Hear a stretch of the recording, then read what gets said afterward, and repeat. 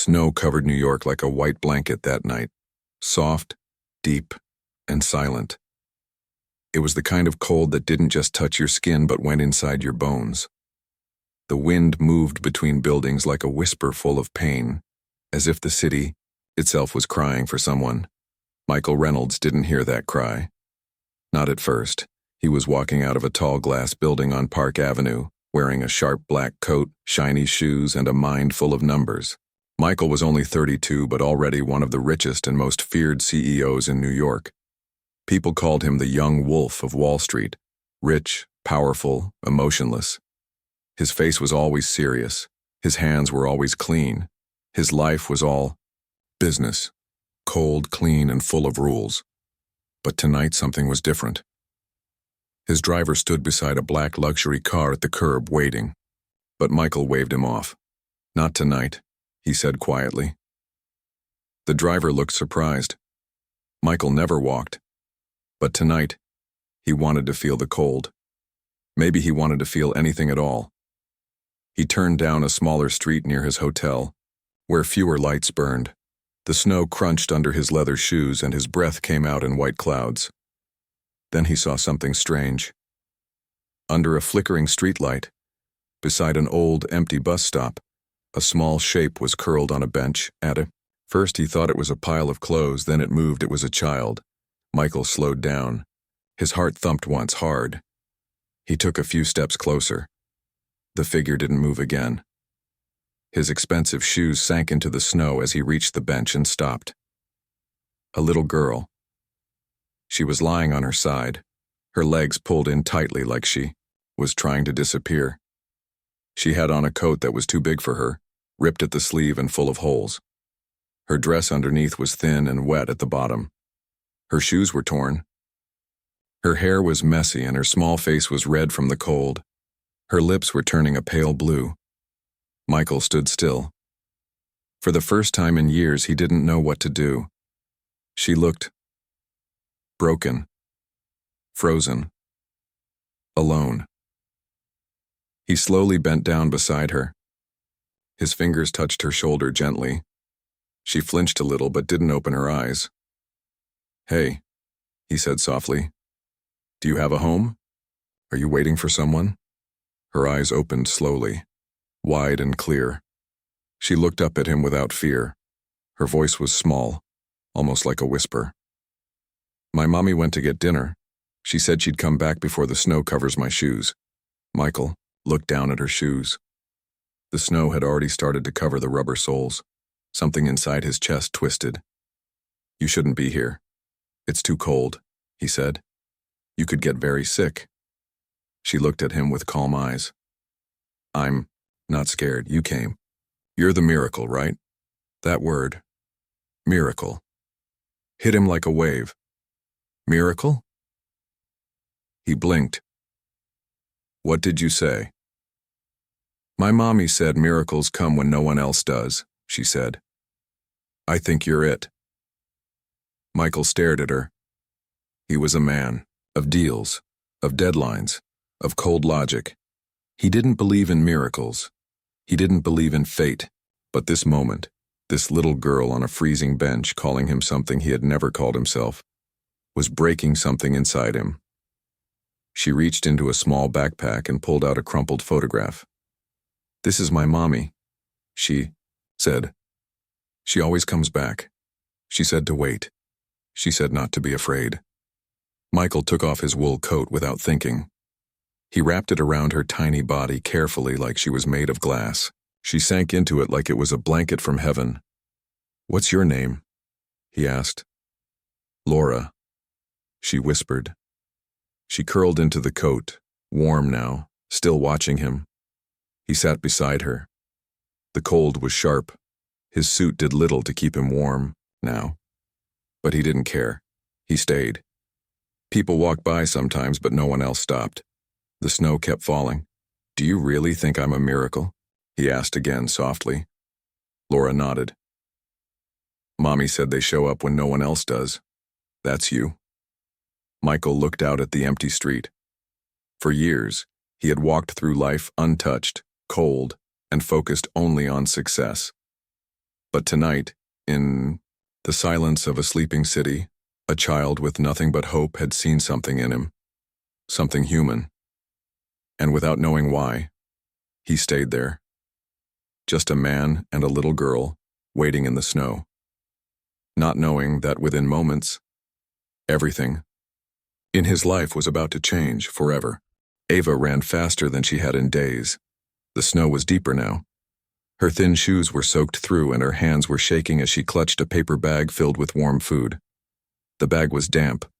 Her fingers were red. The air felt sharp in her lungs. But she didn't stop. Her little girl was waiting. She turned the corner onto the block where the old bus stop stood. It was the same bench they always used when shelters were full or too far. It had a roof. It was near a hospital. There were security lights. She had picked it carefully, like a mother animal picking a safe spot for her baby. But tonight, something was wrong. She saw him, a man, sitting on the bench, right next to her daughter. Her heart dropped. The paper bag slipped from her hand and hit the ground, spilling the 2 containers of warm porridge into the snow. But Eva didn't care. All she could see was her little girl, Laura, bundled in a strange coat, sitting beside a stranger. "Laura!" she cried, running forward. She grabbed her daughter into her arms and pulled her away. Her body was trembling, part fear, part cold. She turned to face the man. "Who are you? Why are you near my child?" The man stood up slowly, his hands in the air. "I didn't touch her," he said calmly. "I was just sitting with her. She was cold, alone." His voice was quiet, his face serious. Eva looked him up and down. He wasn't dirty. He didn't look like the men she had to run from in the past.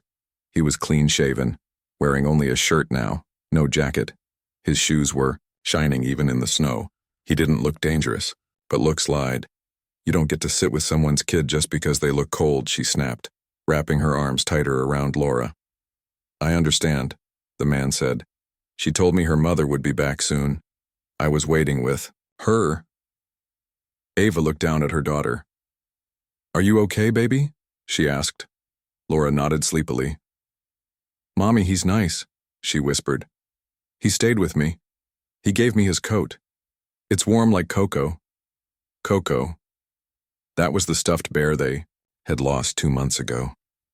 Eva looked at the thick wool coat wrapped around her daughter. It was warm, heavy, and far too expensive for anyone living like them. Her daughter's cheeks were pink again. She wasn't shivering. Still, Eva didn't let her guard down. "Who are you?"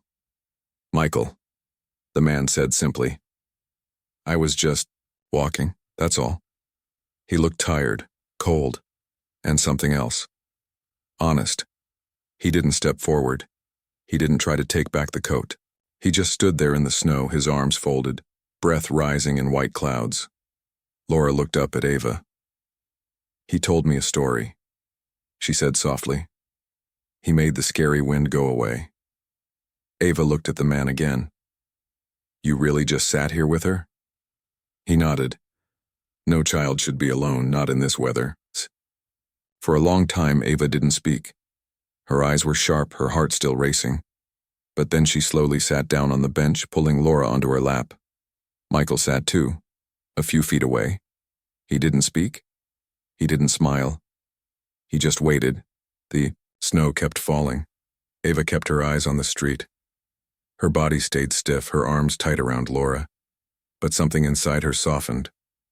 Slowly. Carefully.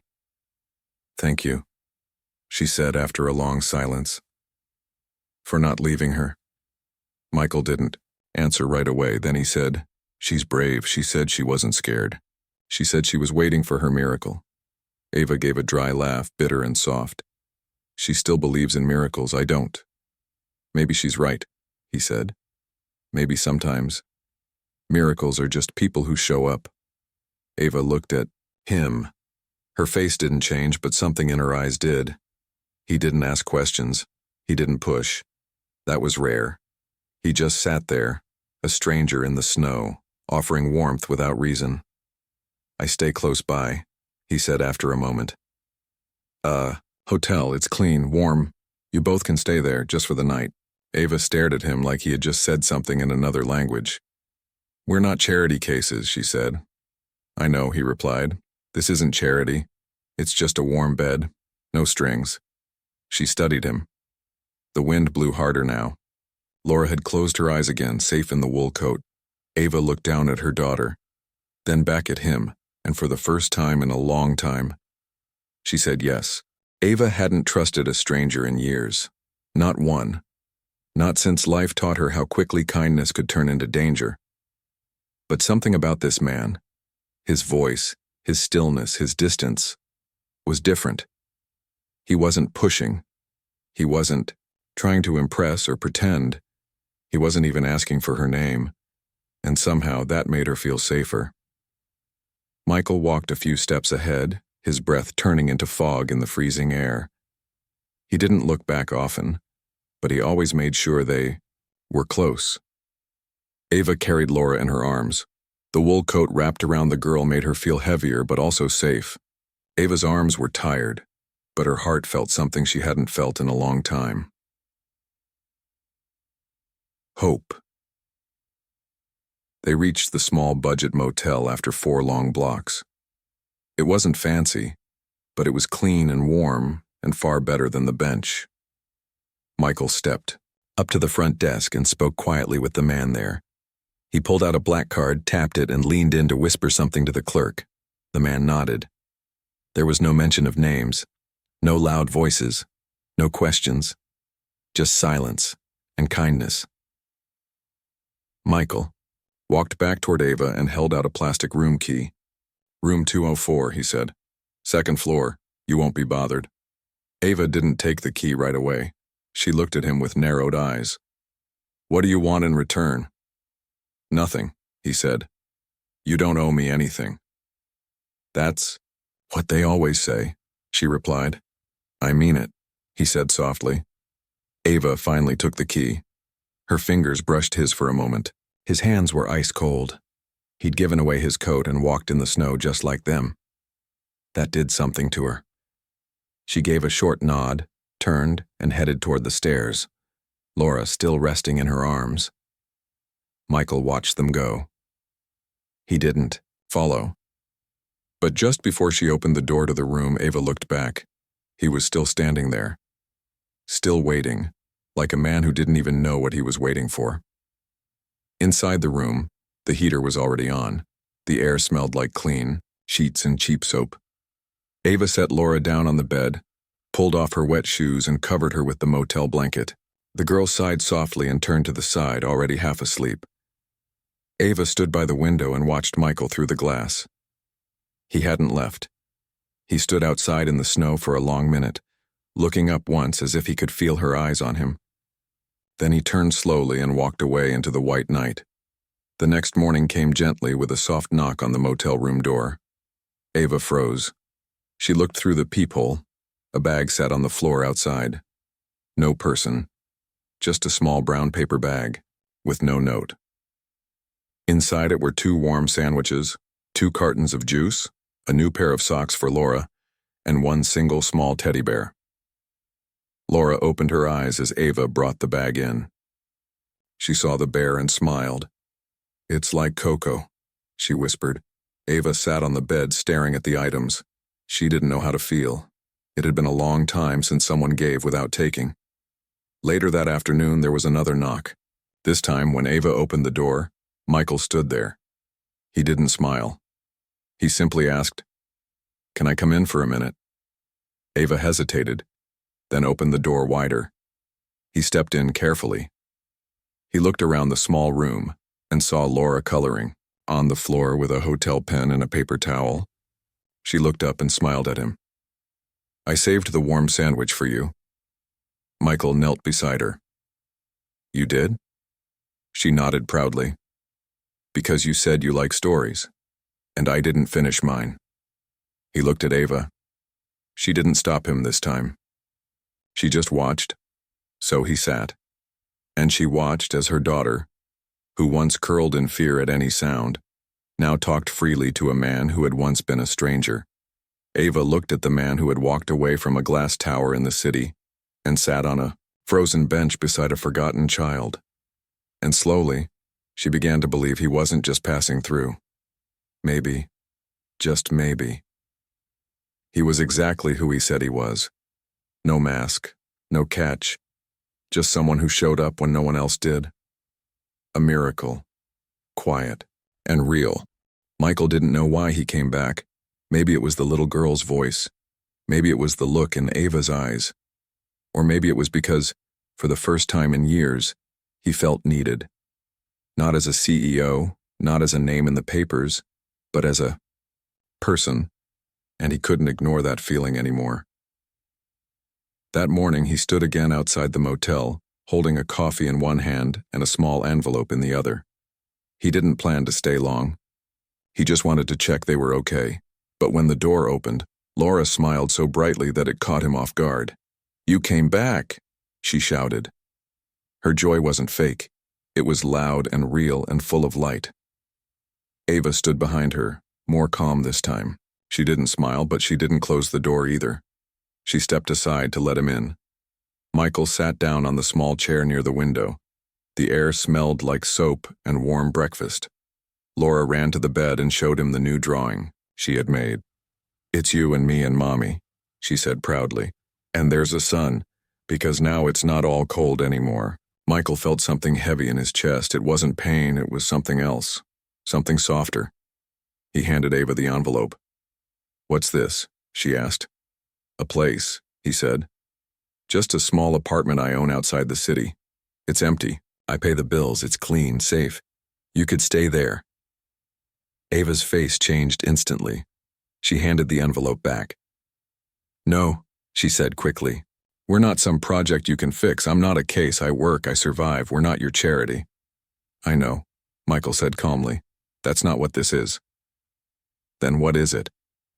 He looked at her, and for the first time, his words came slow, unsure. "I've built buildings, companies, teams, but I've never built a life. Not really. I don't know why I stopped that night. I never do things without reason. But something about her, about you, I couldn't walk away." Ava didn't speak. The silence grew heavy. Michael stood. "I'll leave the envelope here. You don't have to use it, but the door will be open, that's all." He turned to go. But before he reached the door, a tiny hand reached out and held his. It was Laura. "Will you still visit us if we go?" she asked. Michael looked down. Her small fingers were wrapped around two of his. "If you want me to," he said. She nodded. "Yes, because you're warm like cocoa and you listen." That was all she said. Michael walked out, but his heart stayed behind. 3 days later, the apartment door opened. Ava stood in the doorway, holding a small bag, and Laura by the hand. She didn't knock.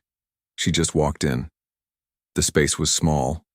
One bedroom, a clean kitchen, sunlight coming in through wide windows. It wasn't fancy, but it felt like a beginning. A real one. Ava unpacked slowly. She didn't cry. She didn't smile either. But her hands were steady. Her daughter ran to the small bed and jumped on it with joy. Michael arrived later that evening. He knocked gently. When Ava opened the door, she didn't say anything. She just moved aside again. He stepped in, holding dinner in his hands. A box of fresh soup, bread rolls, and a paper bag with soft cookies.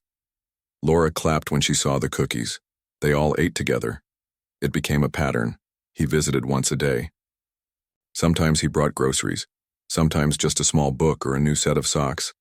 Sometimes he didn't bring anything, just himself, but he always came back. Ava started to relax, slowly, quietly. She applied for a job again, at a bakery this time. The owner was kind and needed help. Laura started drawing more, smiling more, sleeping better. Michael began changing too. He spent less time in meetings, more time in the small kitchen helping Ava wash dishes.